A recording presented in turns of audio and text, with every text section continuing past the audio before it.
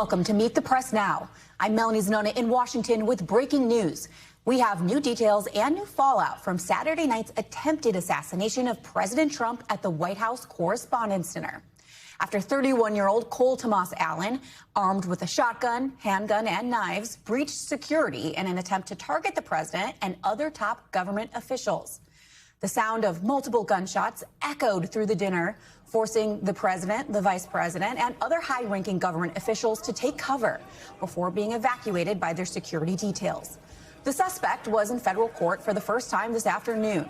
And moments ago, we heard from Acting Attorney General Todd Blanche, alongside FBI Director Kash Patel and U.S. Attorney Jeanine Pirro.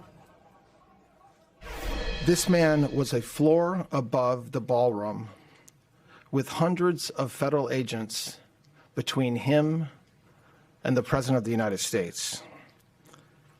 The Department of Justice approaches incidents like this with urgency and clarity of purpose.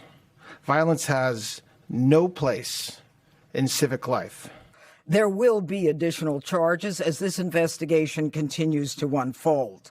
But make no mistake, this was an attempted assassination of the President of the United States, with the defendant making clear what his intent was. And that intent was to bring down as many of the high-ranking cabinet officials as he could. In addition to being charged with attempted assassination of the president, Cole Tomas Allen also faces 2 counts of firearm-related offenses, including the discharge of a firearm. Authorities say he exchanged fire with law enforcement before being wrestled to the ground and detained. One Secret Service agent was shot, but was protected by a bulletproof vest and is expected to be okay. Authorities also say that minutes before the attack, the suspect sent his family notes apologizing for what he was going to do, criticizing the president without mentioning his name, and also writing about the lax security at the hotel. The president describing his experience of the harrowing incident on CBS's 60 Minutes last night, along with his interactions with members of his own security detail trying to protect him. I wanted to see what was happening, and I wasn't making it that easy for him. I wanted to see what was going on. And by that time, we started to realize maybe it was a bad problem, different kind of a problem, bad one, and different than what would be normal noise from a ballroom, which you hear all the time. And I was surrounded by great people, and I probably made them act a little bit more slow. I said, wait a minute, let me see, wait a minute. So, you know, I'm telling guys. Just at that moment where it looks like you go sort of down with the service, you were telling them to wait? Well, I know what happened is then I started walking with them. I started walking, and they said, please go down on the floor. So I went down, and First Lady went down also, but we were asked to go down by the agents as I was walking. In other words, they wanted you almost to crawl. I was standing up, pretty much. I was standing up and then turned around the opposite direction and started pretty much walking out, pretty tall, a little bent over because I'm not looking to be standing too tall. And but I was walking out. It was about halfway there, and they said, please go down to the floor, please go down to the floor. So I dropped to the floor, so did the First Lady. The incident marks the latest in a rash of politically motivated violence, which has included deadly attacks on members of both parties and multiple attempts on the president's life. NBC's Garrett Hake pressing the president about the recent spate of violence at the White House Saturday night after the incident. There's been so much political violence, not just aimed at yourself, but at other members of Congress, state house speakers, you name it. Is that just the cost of doing business to do politics in America anymore? Yeah, well, what does that say about our country? Too. Yeah, we're not the only country. You look at this great violence with all countries. I was talking to somebody from another country today, and they have numerous assassinations of political figures all over the world. You look at South America, it's like some of the numbers are just horrific. It's dangerous stuff, whether it's here or someplace else. No country is immune. No country. We've got all angles of this story covered with NBC News national law enforcement and intelligence correspondent Tom Winter, NBC News legal affairs reporter Gary Grumbach, NBC News White House correspondent Monica Alba, former U.S. Attorney and current NBC News legal analyst Carol Lam, and Evie Pompouris, former Special Secret Service agent and now an NBC News law enforcement analyst. Thank you all so much for joining us. Tom, I do want to start with you. Just take us through these charges and what more we learned from the suspect's court appearance today. Right. So it's just 3 counts so far. And it's important to note that this has been charged on complaint, meaning an FBI agent swears out an affidavit and then says the evidence that they've uncovered so far that would lead them to be able to charge the 3 counts you're looking at on screen. Count 1, that attempt to assassinate the president of the United States, that carries a sentence up to life in prison. Count 3, discharge of a firearm during a crime of violence. That's a mandatory minimum if there's a conviction of 10 years in prison. Included in this is a detailed timeline of the travels of Allen, the information as far as how he was able to get from California, where he lives, to Washington, D.C. by train. The fact that he was able to get a hotel room here at the Hilton Hotel, where you see him now on the ground, having been stripped of his clothing after being taken into custody. That purchase happens, or that reservation, I should say, happens on April 6th. The 21st, he travels L.A. to Chicago. He begins his journey from Chicago to Washington on the 23rd. And on the 24th, he arrives in D.C. That was Friday. This incident obviously happening on Saturday night, and he checks into the hotel. The U.S. Attorney for the District of Columbia, Janine Pirro, says there will be additional charges. She mentioned at the press conference, she says he knew that Trump was in the ballroom, and there's a reference to the fact that the event is televised. So I'd be curious to know if they've developed some evidence that he either had the TV on in his room to this event or was somehow streaming the coverage of it so that Allen knew when he would be, he being the President of the United States, in the ballroom. There's also a reference in the note. We've been reporting on it for the last couple of days, not quoting from it extensively because why give this person more publicity than they were seeking? But there is a line that says, administration officials, parentheses, not including Mr. Patel, of course he's the FBI director, they are targets prioritized from highest ranking to lowest. So who's the highest ranking member of the Trump administration? The President of the United States, of course. 3 now, according to the Justice Department, both in the Biden administration and in this administration, 3 attempts of assassination against the President of the United States. 2 of those, of course, as a candidate. And obviously this is all quite serious and in the backdrop of continued political threats in this country and targeted assassinations, both involving Minnesota lawmakers, the arson attack on Pennsylvania Governor Josh Shapiro's residence, in the assassination of Charlie Kirk, just to name a few. Yeah, the list goes on and on. Gary, prosecutors just unsealed the charging documents in the case. What more did we learn, and what happened in court today? Yeah, so we learned a lot about exactly how he did what he did and what he had on him at the time. Prosecutors saying today in court that he had a 12-gauge pump-action shotgun. That is the one that apparently he did fire at least 1 shot from. He also had a .38 caliber semi-automatic pistol, 3 knives, and as the prosecutor said in court today, other dangerous paraphernalia. We don't exactly know exactly what else that will be, but that will certainly come out as this investigation and this case unfolds. Here in court, he walked in with a blue jumpsuit on, sat down, answered all of the questions from the judge as the judge read him his rights and read him the 3 charges against him that could be, if he is found guilty and if he is convicted here, he could spend the rest of his life behind bars because of that attempted assassination charge. And we also talked through exactly how exactly he ran through those magnometers, saying that the Secret Service officer was shot once in the chest. The officer was wearing a ballistic vest at the time. He has since been released from the hospital and he's doing just fine. The officer then drew his service weapon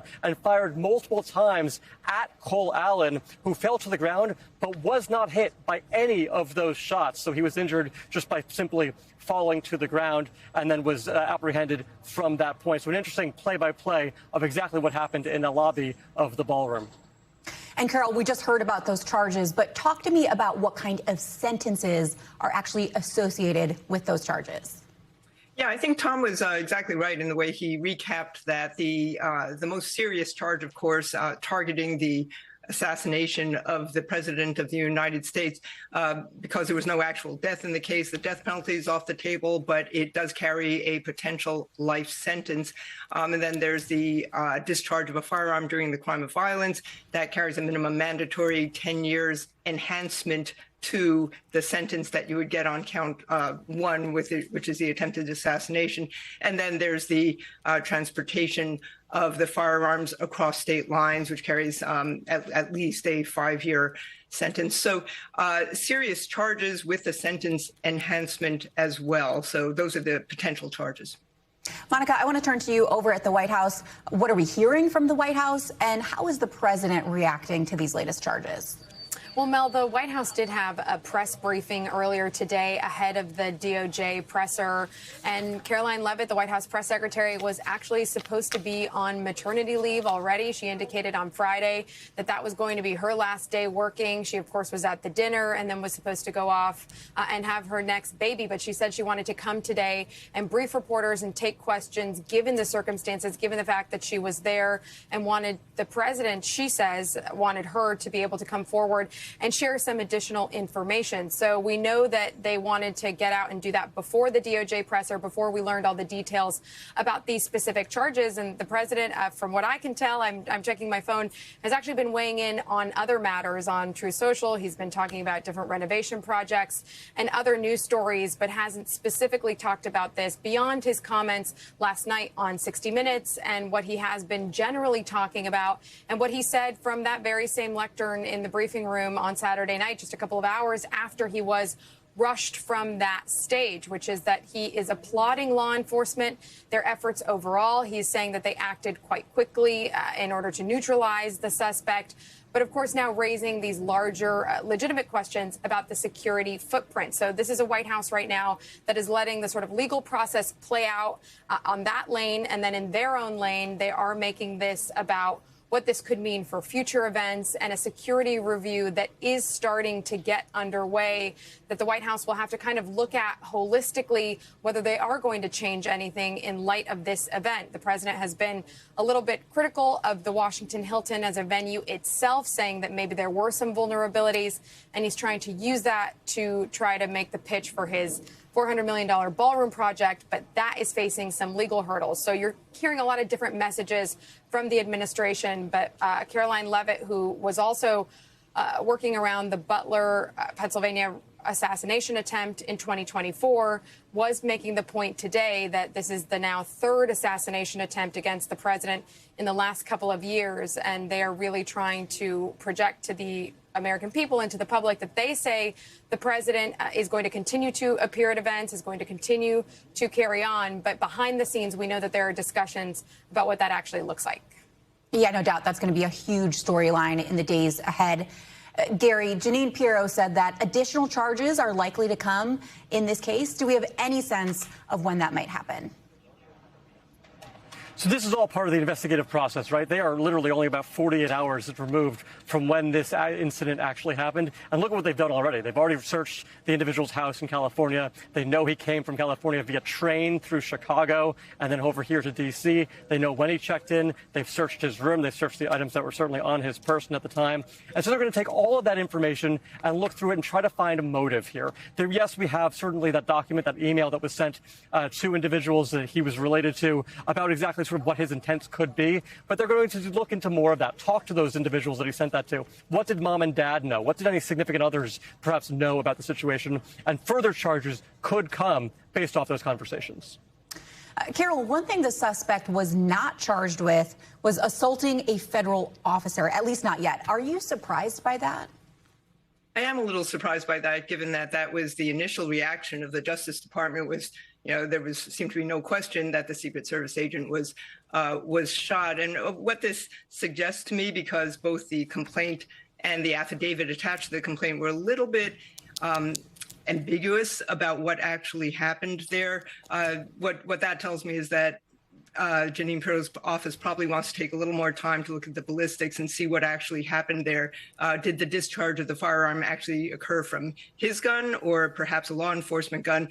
It doesn't matter legally, because if there's a discharge of a firearm during these events that he caused by his actions, he can be held responsible for the discharge. But I think we have to wait and see what actually happens, because as you read the complaint today, there's no actual tie of the charges to the actual injury suffered by the Secret Service agent.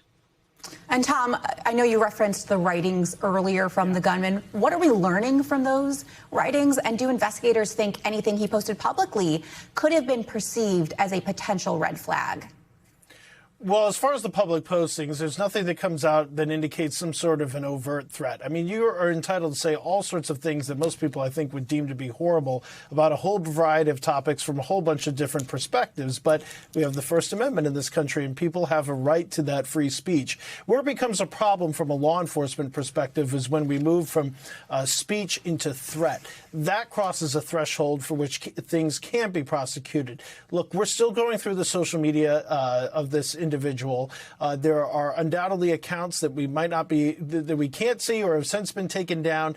As I sit here at 4:16 Eastern Time on Monday afternoon, there's nothing that comes across as an overt threat that the FBI or another law enforcement agency could have used to make an arrest ahead of time. As far as the writings go, what are we learning from that other than everything? I mean, I think it's very clear the individual's intentions here.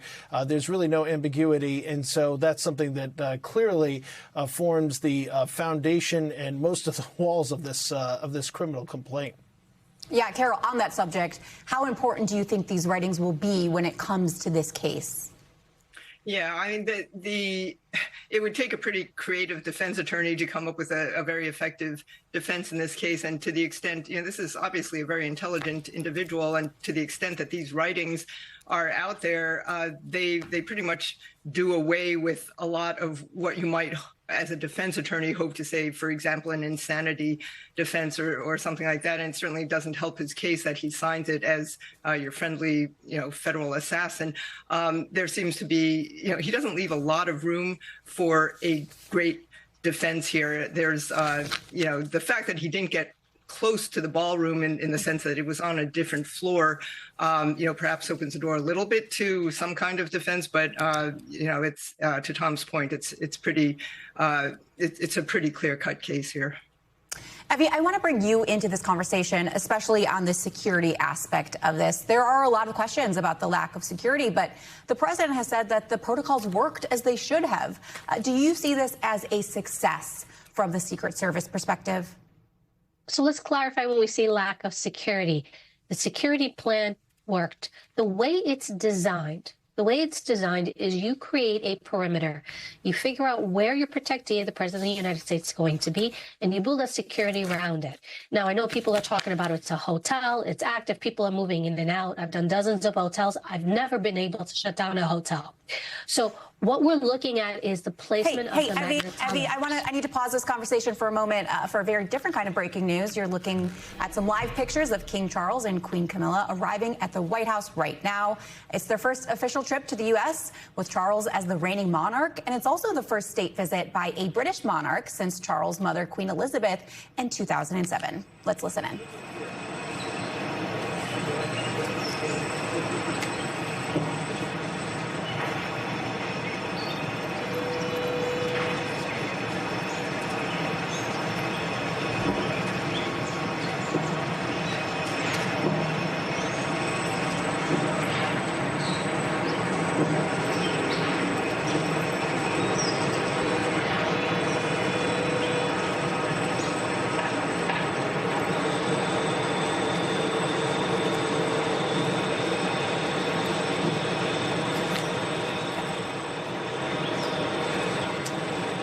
This afternoon, the King and Queen are expected to have tea and take a tour of the White House, beehives with the President and the First Lady, followed by a garden party event at the British Embassy.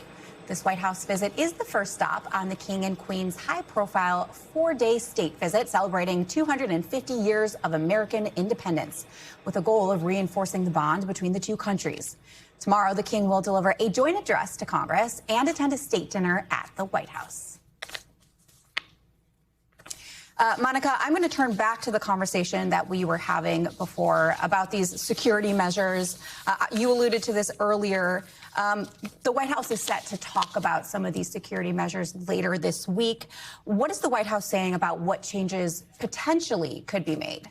Yeah, and it's interesting, Mel, because we obviously had some of these discussions that we reported on in 2024 in the summer after the Butler assassination attempt, when it was then candidate Donald Trump, but still he was under Secret Service protection since he had been a former president at that point. And so you did see some shifts to how they conducted some outdoor events. There was a pause in those kinds of events, and then they did change some of those things that were apparent to us and that we were able to report on. But behind the scenes, there are always adjustments that can be made that aren't necessarily talked about or revealed because they would potentially endanger the security protocol. So what's going to happen this week is the White House Chief of Staff, Susie Wiles, is going to meet with the head of the U.S. Secret Service and DHS leadership to assess what happened over the weekend. And we should be clear that according to the White House, the president is standing with the current leadership, that he does feel that the way that all of this was done in response was handled appropriately. At least that is how they are describing it today. So they stand by how it was dealt with this attempted attack, but they do want to be sure to huddle together and make a determination about whether future events need to have some adjustment. So it's too soon to say what that might look like. We know, for instance, over these next couple of days in the state visit with King Charles and Queen Camilla that you were just referencing, that's going on as planned. It doesn't seem like they're making adjustments to that yet. But again, it may not be entirely clear, or we may not know until after the fact. But there are some very large events that the president is slated to be a part of over the last many months. He has attended about a dozen sporting events. He has gone to very high profile events with thousands and thousands of people at different kinds of venues and stadiums. And so the question is that something that's going to continue, or will there be a pause on that? Will there be any kind of rethinking of his participation or the way that he's going to be involved in some of those America 250 events that are scheduled to take place around the 4th of July, around celebrating America's independence? That is what they're going to start to review. And it sounds like there will be one meeting this week. And of course, that will continue because there will need to be more of those. No. And Evie, I want to bring you back into this conversation. Talk to me about how security at these types of events, like the White House Correspondents Dinner, typically work.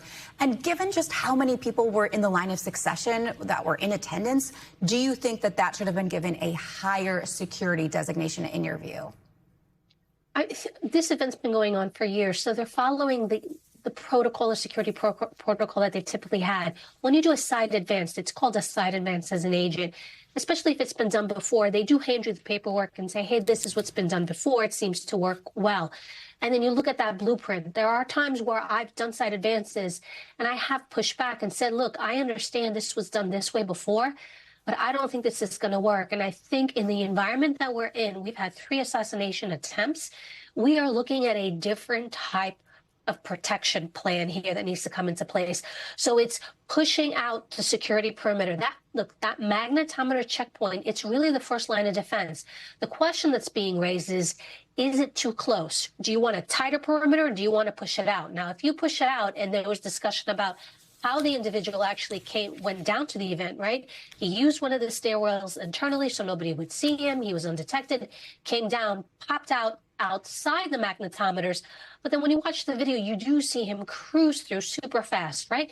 So that's an issue. Is that too close? Do I want more manpower in these stairwells? And I would push back and say, should you even be doing an event like this in a hotel? If you have so many protectees, and all these protectees, cabinet members, keep in mind they're being protected by different groups. Secretary Rubio, Department of State. You know, HHS, Kennedy, he's probably got marshals. Your members of Congress, the Speaker, Capitol Police. So you do have a large amount of people in that room, and that does bring concern. The other thing, too, that nobody's really talking about is the attendees. You're responsible for all human life. So I'm not just responsible for the president, the vice president, these cabinet members and other protectees. What about the 2,600 plus people in there? I have to make sure that they're okay. They are going to where the threat is. The threat is these protectees. So having a plan in place. Are they safe? Can I get them out of the exit? What if I have a biochemical attack? And he used weapons. So now, what if he didn't use a weapon? So we bring in the concept of an IED, any type of explosive device. So then where does my security perimeter go? He checked in and had a room. Can you clear these rooms? Now you're talking about Fourth Amendment right issues. Do I legally, as an agent, have the ability to go clear hotel rooms to look at individuals? So I would suspect that when they're having these closed door talks right now, They should be changing the way they do things. Secret Service has always been an agency that's never liked to intervene, never liked to say no. And in fact, it was always told, like, we don't say no, we make it work. And I suspect that that's not gonna work anymore. I think no should be more prevalent. It should be, we can't do this. This is why we shouldn't do this. This is what we encourage. Now, is your protectee going to get more into that bubble, right? He's a public figure. You want him out there shaking hands, being in these photos. You know, I would get pushed back a lot with like, hey, we want him exposed. And as an individual that puts a security plan together, I would say, well, I don't want him exposed because I can't guarantee his safety. And so what is protection going to look like in the future? And I think it's really significantly going to change. Well, Evie, to your exact point, after the first two assassination attempts of President Donald Trump in Pennsylvania and Florida, the acting head of the Secret Service called for a paradigm shift in how the agency protects the president. So do you think we've seen that shift? One of the things I would say you may have and you may not. One of the reasons I say you may not, it seems as though, and again, I don't have confirmation, the security plan used for this specific event was one that's been used before. That's the concern there. And it requires a specific type of agent to go an event, and I've had it, and push back. And I've had events where I've gone to, actually I had an event, President Barack Obama, where he went to a hotel resort, people moving in and out. I couldn't shut the hotel down. They gave me the site survey from the individual, the agent that did it before me. And it's like, hey, this person did it, not a heavy lift. And when I look through it and I actually walk the perimeter, for me, I was like, I can't secure this. I don't think this is done well. So when I go back and I give inflated numbers, I want more resources, I want more tactical teams, they're looking at me like, where are you coming up with these numbers when this other person secured it with these other numbers? And so I had to make the argument, and it was a lot of pushback. He secured it. I think we were very fortunate nothing happened. If you truly want me to secure it, this is what I need. So it is a negotiation process. You have to have the ability to go there and really advocate and say, no, I'm not going to do it with this. This is what I need. Now, if you want to give me 5 agents, I'll secure it with 5. But for me to say this is a safe venue, this is what I need. So I do suspect that because sometimes with some of these events, it's been done before, here's our plan, I don't think these plans are working anymore. And I've never seen it, and I've worked under multiple administrations. I have never experienced the level of threats that I've seen with this president and this administration, as opposed to all the other protectees I've seen before. It truly is astonishing. Effie, thank you so much for that just fascinating and important perspective. My thanks to Monica, Tom, Gary, and Carol as well. In the wake of Saturday's assassination attempt, White House Press Secretary Karoline Leavitt today blasted Democrats while also blaming the left for the rise in political violence. Take a listen. The left-wing cult of hatred against the president and all of those who support him and work for him has gotten multiple people hurt and killed, and it almost did so again this weekend. When you read the manifesto of this shooter, ask yourselves, how different is the rhetoric from this almost assassin than what you read on social media and hear in various forums every single day? The answer, if you're being honest with yourself, is that there is no difference at all. Joining me now is Cynthia Miller-Idriss, Director of the Polarization and Extremism Research and Innovation Lab at American University. I want to start with what we just heard from the press secretary, blaming a left-wing cult of hatred for the shooting. Are we seeing an uptick in political extremism on the left of the political spectrum? And what are we seeing in terms of on the right side of the political spectrum? Yeah, we have definitely seen an uptick in political violence across the spectrum, across the ideological spectrum, and across the sort of non-ideological spectrum, I would say, meaning political violence that's motivated by grievances and sort of personality challenges related to anger directed at political leaders or at issues or at even the CEO, the healthcare CEO in New York City. So, and we're seeing upticks in rhetoric across the board that not only, can facilitate further anger toward elected officials, but also doesn't condemn the violence, especially when it happens to the other side or from your own sort of side. So I think one of the first things we have to see is condemnation of the violence across the board in a bipartisan way. And we also have to look at issues of not just protection of our leaders, but prevention of violence, which I hope that we can talk about as well. And based on what we know, at least so far, does the suspect fit sort of the typical profile of what you would consider a violent extremist? I think we're not seeing the same kind of typical profile over the last 3, 4, or 5 years compared to what we had seen before. So we're seeing less and less violence that's motivated by traditional ideologies, far left or far right or Islamist, and much more a mix of grievances, personal complaints, and then a kind of pursuit of meaning and belonging and a desire to have some sort of impact on the world, almost in grandiose ways, right? Thinking that they might be a martyr for a cause. And this certainly fits that type of profile in terms of his writing, in terms of feeling like he's almost speaking from a place of despair about not feeling like he's seeing the world that he wants, and then somehow turning that into mobilization to violence. That's different than feeling like there's an ideology that you're trying to achieve. Here, this is a really despairing kind of vision, almost one of hopelessness is the kind of tone of his writing. And the press secretary also referenced the role of social media. There was actually a Gallup poll from last year that found people who agree it is sometimes okay to use violence to achieve a political goal are more likely to use social media multiple hours a day. What do you make of those numbers?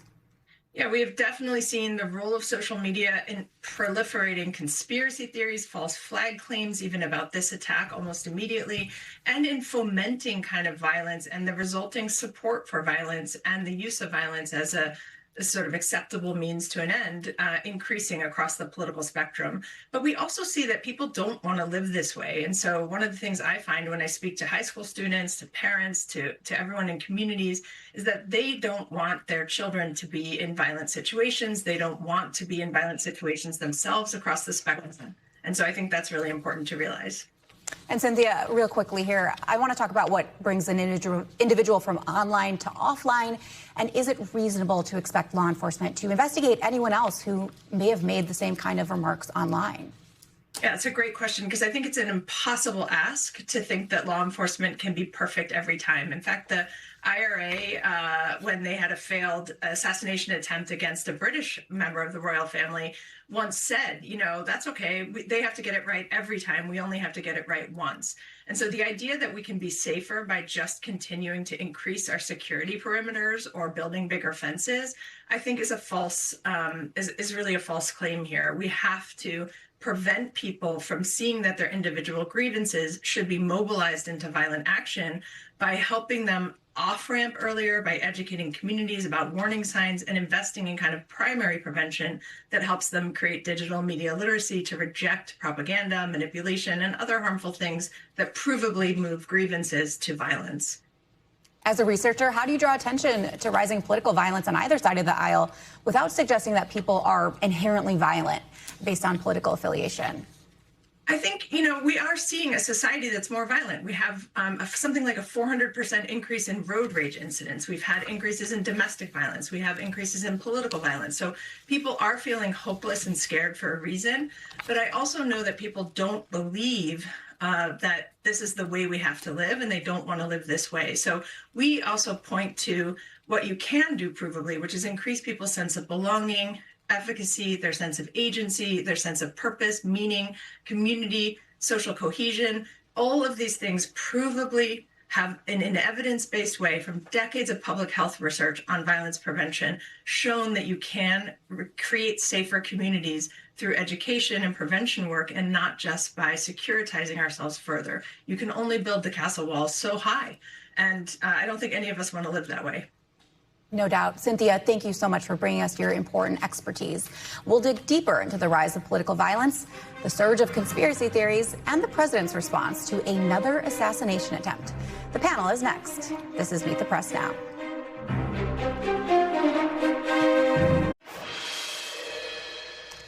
Welcome back. President Trump is seizing on the incident at the White House Correspondents Dinner to make the case for the construction of a White House ballroom, which is already facing legal setbacks. Here's some of what the president said about the need for a ballroom. We need the ballroom. That's why Secret Service, that's why the military are demanding it. And, as you know, we're building a big, beautiful, very, very secure ballroom in every way with massive bulletproof glass that's almost 4 inches thick. It's pretty amazing stuff. It's not a safe ballroom. I'm building a safe ballroom. And one of the reasons I'm building it is exactly what happened last night. Joining me now is the panel, Tamara Keith, senior political correspondent for NPR and host of NPR's Politics podcast. She's also a former president of the White House Correspondents Association. Scott Wong, NBC News senior congressional reporter. Kendra Barkoff, former press secretary to Vice President Biden. And Stephen Hayes, editor and CEO of The Dispatch and an NBC News contributor. Thank you guys so much for joining us. Just such a crazy weekend. Tamara, I want to start with you. As a former president of the White House Correspondents Association, put into perspective for viewers, though, why this idea of holding the White House Correspondents' Dinner at something like the White House Ballroom is just not a possibility. The entire point of the White House Correspondents Association dinner is to honor a free and independent press and First Amendment guarantees for the press. And the idea of holding an event on the White House grounds, a private organization meant for the independence of the press, to hold their event on White House grounds would just have huge ethical issues, but also would just completely contradict the message and the point of the dinner. Also, from a purely logistical standpoint, the White House Correspondents Association dinner in that Hilton, 2,600 tickets, 2,600 seats.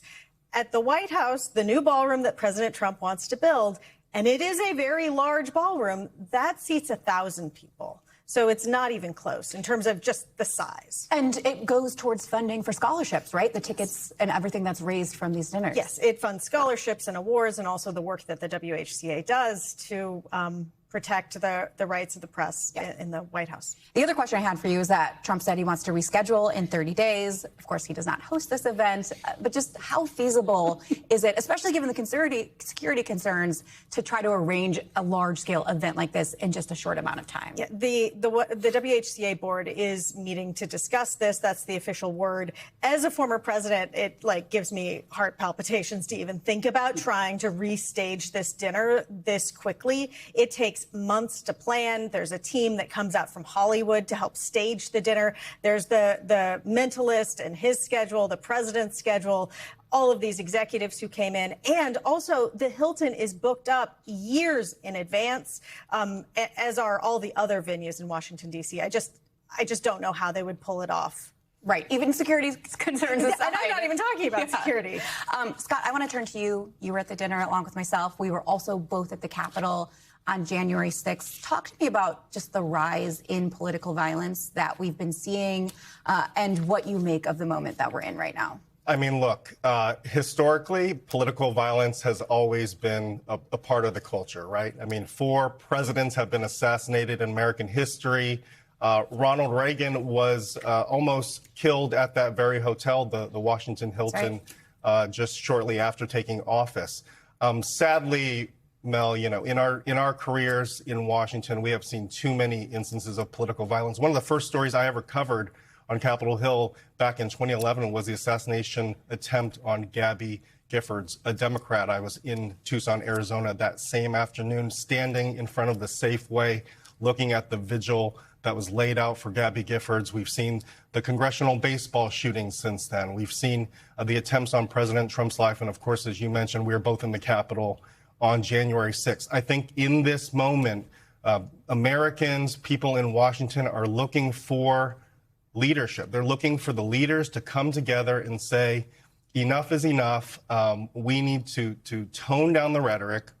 It is contributing. It's not the main cause of the political violence, but certainly it is triggering some people who are definitely mentally disturbed in combination with, with our gun culture in America. And so I think we need to see the two sides come together and say something collectively versus pointing the fingers, which is what we've seen in the last 3 days or so. Yeah, that would be nice. But speaking of rhetoric, we have seen a rise in conspiracy theories, Stephen, online. Part of that has been fueled by Trump's renewed push for a ballroom.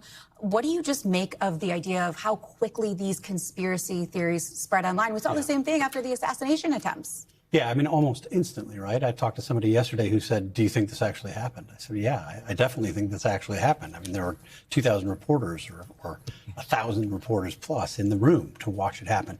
Yeah, look, I mean, I think the problem, I think Scott's absolutely right. This has been with us for a while. This isn't new, but we can, in quantifiable ways, point to the increased threats. I mean, the Capitol Hill Police last year, the jump in threats that they investigated from 2024 to 2025 was like 9,400 to almost 15,000 threats. The challenge, part of the challenge is in this world that's ever connected and where social media drives sort of this attention economy, people say irresponsible things. The extremists get the attention, and that's who people pay attention to. And sometimes it's sort of whack job conspiracy theorists. Sometimes it's senators. Like Mike Lee, after this, sent a tweet blaming the New York Times for not putting this on its front page, as if there was some conspiracy for the Times keeping it off the front page. No, it was beyond their publication time. I mean, these are sort of basic explanations. But just watching this, I was not at the dinner, but following it in real time, you started to see these conspiracy theories on social media moments after this happened, and it's really disturbing. Yeah, what we heard in the White House briefing room today from Karen Leavitt, she was blaming Democrats and the left. But the president himself has also engaged in conspiracy theories. We mentioned January 6th. He had a role in instigating some of the violence that took place that day. Kendra, what do you make of all? Yeah, I mean, I think leadership starts from the top. And when your president is out there saying that somebody should die or that you should punch somebody. He went after Senators Mark Kelly for speaking what they thought was their truth. I think you have a real vacuum in leadership, which is going to cause these issues. And to the point about conspiracy theories online and how quickly they spread, this is an online social media problem, and it's going to continue getting worse as AI becomes more powerful. And so all of these internet companies have a responsibility themselves. And until Section 230, which is a long time statute that's been put in place to allow people to say whatever they want online, and for social media to not have to be held accountable for certain things that individuals say, this problem is going to continue. It's going to get worse. And so I actually think you're starting to see members of Congress on both sides of the aisle who are really saying enough is enough. We really have to pull back on some of this stuff. And that starts with this Section 230, because until that happens, the political rhetoric is just going to get out of control. Well, Scott, to your point earlier, it's not just Republicans who are facing these types of threats and attempts. It's also Democrats. Talk to me about what the mood is like on Capitol Hill. We've also seen an uptick in the threats to members of Congress. It's at an all-time high. How are members feeling in this moment after the weekend? Clearly very uneasy, especially the members of Congress who are left behind in that ballroom. Right. As the cabinet and the vice president and the president of the United States and first lady were ushered out of there under protection. Members of Congress have felt the threats to them intensify. Stephen alluded to the 15,000 threats in 2025 alone, which is an all-time high. They're fearful. They're ramping up security in their homes, back in their districts. When they're out and about in their districts talking to constituents, they make sure that they're talking to the local police department to ensure there's a presence there. They are taking all of the measures possible because of the increased threats that they are getting online, in phone calls, to their person. We have just really seen a ramp up in these threats against members. And in some cases, it's driving members to retire. There have been multiple lawmakers who have retired and said one of the reasons is because I just can't do this for my family and our safety anymore. The other thing I want to talk about is the First Lady, because she is very quiet. Usually she doesn't speak out a lot, but she did come out today and slammed Jimmy Kimmel for his monologue that he did prior to the dinner, of course. But what do you make, Tamara, of the fact that the First Lady is actually speaking out here?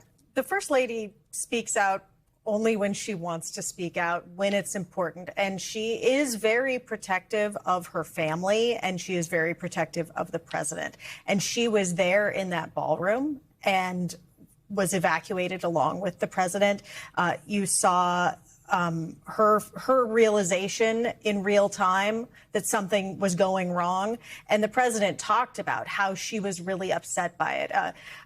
Having seen her documentary, which was more of a film that she produced herself, so not truly a documentary, but it included footage of her after Butler in preparation for the inauguration, wanting that parade to be canceled, wanting the events to be held inside because she was so worried about the safety of her husband. So not surprising to see her weigh in, but also she is savvy. And this is a political fight that the president and his allies want to have. Yeah, and Trump even said that she was traumatized by the events on Saturday. Stephen, I do want to play some sound of what Speaker Johnson said earlier today about the role of rhetoric, and we'll talk about it on the other side.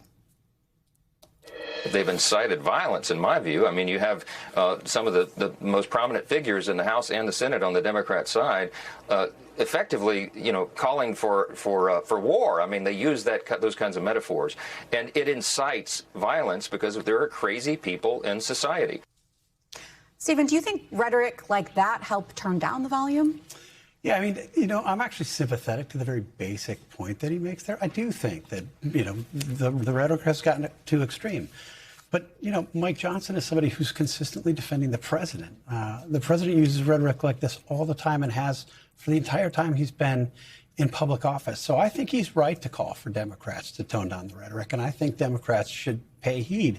But I also think it's more powerful if somebody like Mike Johnson, when President Trump says it, says, you know what, Mr. President, you don't speak for me. You don't speak for Republicans. That's irresponsible language. How often do those of us around this table see Republicans call out the president when he does that? Not very. Yeah, not at all. There's some moments of kumbaya after some of these events. We saw that on Saturday. They don't tend to last, though. Kendra, are you hopeful that this incident will be any different? I wish. I am not hopeful, but I wish it were the case. I think you're right. I think you get a very short stint of rallying together. I think especially since the media was there, it's an important thing to do because it is about freedom of the press and our First Amendment right. But I think, unfortunately, it's going to take something even worse for really there to be some sort of galvanizing thing where everybody can come together. Kendra, Stephen, Scott, and Tamara, thank you so much for joining us. Up next, we'll head to the Middle East after peace talks between the U.S. and Iran unravel, and as Israel and Hezbollah exchange heavy fire days after President Trump announced an extension of the Israel-Lebanon ceasefire. Stay with us on Meet the Press Now.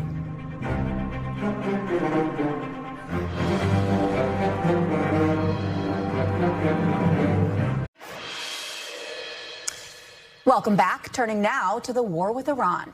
President Trump convened a meeting at the White House today with his top national security officials to discuss the ongoing conflict and the effort to reopen the Strait of Hormuz. It comes after the president abruptly canceled Special Envoy Steve Witkoff and Jared Kushner's planned trip to Pakistan over the weekend, where they were expected to meet with Iranian officials. And amid reports that Iran offered the U.S. a deal to reopen the Strait of Hormuz, but postpone nuclear talks. Today, White House Press Secretary Karoline Leavitt acknowledged the White House has seen that new proposal. The proposal was being discussed. I don't want to get ahead of the president or his national security team.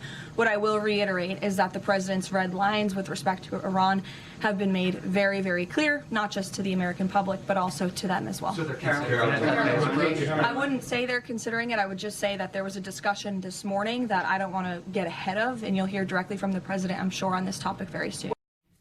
Meanwhile, Israel and Lebanon continue to exchange fire, with the Israeli military confirming it targeted Hezbollah infrastructure in southern Lebanon today. The Iran-backed military group said it struck an Israeli tank that was violating the ceasefire. Joining me now is NBC News international correspondent Matt Bradley in Tel Aviv. Matt, thank you so much for joining us. I want to start with what you are hearing from officials in the region about where talks stand between the U.S. and Iran. Well, I can tell you that what I'm hearing from officials in the region is not going to clarify where talks stand any more than what you're hearing. The last that we heard from the Iranian side was when Abbas Araghchi, the foreign minister of Iran, was just visiting with Russian President Vladimir Putin. And then he rather predictably, and this is what he would do, blamed all of the impasse over these negotiations on the American side and said it was because the U.S. was asking for too much. Now, we've been hearing maximalist demands, and by that I mean basically full-on demands that are not really compromising for the past several weeks over this issue. The last we heard from President Trump was to say that he was withdrawing from these talks. He was no longer sending, as you noted, Kushner nor Witkoff. And he told the Iranians that if they wanted to talk, well, they can call him. Last week, President Trump announced the ceasefire between Israel and Lebanon would be extended for 3 weeks. Tell me, what is the status of that ceasefire? Yeah, it's an interesting question, Mel, because, you know, when we're talking about the situation in Lebanon, it really has so much to do with those negotiations between Iran on the one side and America on the other. That was one of the preconditions that the Iranians set even to start those negotiations. But now, with that ceasefire and with that extension now for 3 weeks, we're really actually seeing the Israeli offensive in Lebanon picking up the pace. We've seen more deaths. We've seen the Israelis expanding the footprint of their warning zone, basically saying that everybody outside of southern Lebanon has to leave. And this is something that has been expanding for the past several weeks and looks to be expanding ever so slightly, even more, again, even with this ceasefire. Now, it looks as though the Israelis, and you can really tell from their public comments and others, they are grating under what looks like a U.S. pressure to halt their offensive in Lebanon. This is a war that has not achieved its goals, just like Israel's war against Iran. So this is something that is going to be controversial for Israelis. The Lebanon issue and Hezbollah is a very, very major preoccupation. And seeing Benjamin Netanyahu and the Israeli army moving into Lebanon and now having to stop firing, letting Hezbollah live another day, even when they appear to be at their weakest, well, that's not going to be popular. And it's also very clear the Israelis were surprised by just how strong Hezbollah remains more than a year after the last time there was a ceasefire. Matt, thank you so much for that important perspective. Right now on Capitol Hill, the Secret Service director is briefing senators about Saturday's shooting at the White House Correspondents' Dinner. The incident is also putting the spotlight back on the ongoing shutdown of the Department of Homeland Security. Joining me now to break it all down is NBC News Capitol Hill correspondent Julie Sirkin. Julie, just explain to us what is going on here and whether this assassination attempt of the president could finally move the needle on passing DHS funding. Mel, we're going to need a lot more time to really get into everything that is going on here. But certainly, I think there is mounting pressure. You heard from Caroline Leavitt, the White House press secretary, opening her remarks today, talking about the need to fund this agency because those law enforcement officers, including Secret Service, that responded on Saturday night, that took so many members of Congress out of the room, including some Democrats, they're going without pay. So past day 70 of the shutdown now, the White House is certainly putting pressure on this branch of government. But here's the thing. Speaker Johnson actually seemed to just go back on his word to pass a Senate-passed bill that would have funded the agency minus ICE and Customs and Border Protection. Take a listen to what he said. Problematic language because it was haphazardly drafted, and so we've stated our objections about that very clearly. So you will never put that on the floor? We have a modified version, and I think it's going to be much better for both chambers. It doesn't change most of the substance, but it makes sure that we're not going to orphan two of the primary agencies of DHS. Now, this started, Mel, back in February. So to remind our viewers, Democrats have been holding up funding for the full agency with immigration and ICE and CBP because they wanted changes to immigration enforcement. Some of those changes have already been made at the executive level, but Democrats want to codify them into law. So Johnson here appearing to go back on his word to just pass that bill and reopen the agencies. And Julie, there were also some concerns voiced by members of Congress about their safety during Saturday's incident. What are you hearing about that? Yeah, Mel, and I know you had so many conversations about this, too. Look, apparently at 9:54 p.m., there was an announcement over loudspeakers in the ballroom. I got to tell you, though, most of us have already left the ballroom, including members of Congress. But that announcement said that members of Congress should go to the front of the room if they want an escort by Capitol Police back to the Capitol. I walked out of the room with Congressman Jamie Raskin, who obviously didn't hear that message. He was coordinating his own transportation. But certainly this puts a renewed spotlight on the kind of security surrounding these events and also surrounding members of Congress, 535 of them that have had to live with increased threats in this moment of political violence. I also want to just point out that a couple of months ago, there was actually an increase already to the monthly stipend that members of Congress are given for their own personal security. You have to remember that only leadership gets detail. So really everybody else is kind of fending for themselves, although Capitol Police did try to help, at least at the end there. Mel? Yeah, Julie, this is obviously going to be such a big topic of concern going forward. We've heard from so many members who were already concerned about their safety. I imagine that conversation is going to continue in the days ahead. Julie, thank you so much. We're back tomorrow, though, with more Meet the Press Now. And there's more ahead on NBC News Now.